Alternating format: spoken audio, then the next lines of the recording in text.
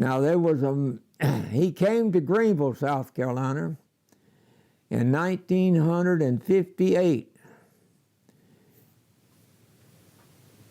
And there was one man, L.C. Heaston is his name. He sponsored Brother Branham. And all the Baptists, Pentecostals, Methodists, Presbyterian, none of them have anything to do with him. And he had the textile hall there. It was a big concern, a big audience. And I attended every night. It was 5 nights. And there was an old man, G.R. Thomas. He belonged to the Pentecostal church. And I knew him, and he was a godly man, and his mind was leaving him. It was what we call Alzheimer's, I guess. His mind was leaving him. And I went up there 2 different nights and spent the night with him. You know, I had to have somebody day and night work with him. And he couldn't keep the clothes on him. And he all messed up. And they carried him to Greenville, and they examined him, and they said his brain cells were dying, and there was nothing could be done. Well, now he knew nothing about Brother Branham. Nobody knew anything about him, just that little group that I was associated with. That was the only group. But he wanted to go to Greenville. And his people said, well, yeah, we'll take care of that.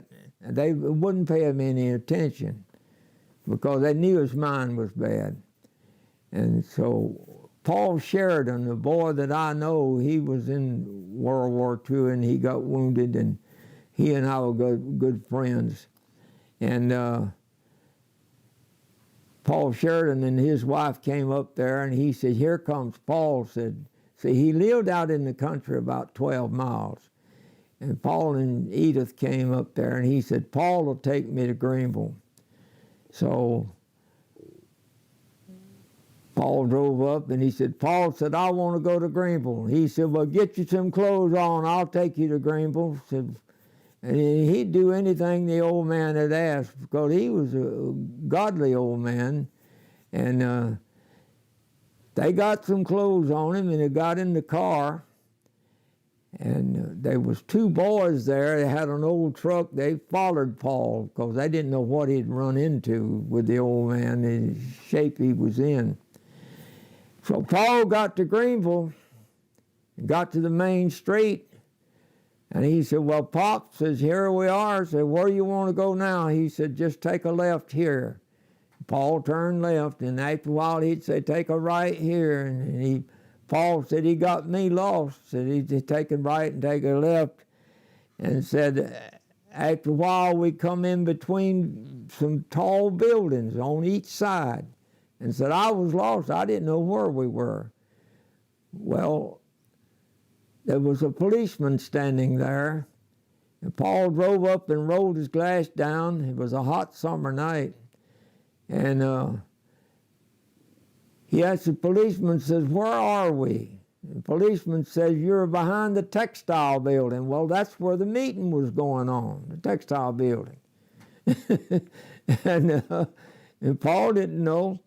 And so the policeman was smoking a cigarette.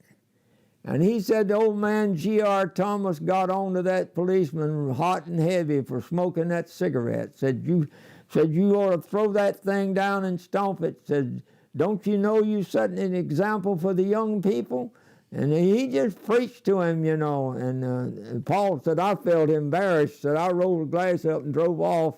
And that policeman standing there with his face red. So he didn't know what to think.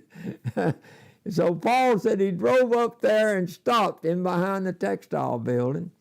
So they sat there a little bit and said, well, he said, Pop, said, you ready to go home? He said, no. Said, just hold tight. Said, I'll let you know when I'm ready. He said, okay. So here come that truck. These 2 boys had been following him. They come up there, and they come by Paul's car, and they drove on up there, and they stopped at the old truck, and they got out. There was two of them. And about that time, old man G.R. Thomas got out of Paul's car, walked up there and got up in that truck. And he was up in the truck, and these two boys are standing on the outside. And here come a big black Cadillac, drove right up beside that truck, and the back door opened, and out come William Branham. And he didn't say nothing to anybody. He got up in the truck and put his arms around Brother Thomas, and he said, Brother G.R. Thomas, I suppose. He said, yes, sir. He said, you're a retired minister of the gospel. He said, yes, sir.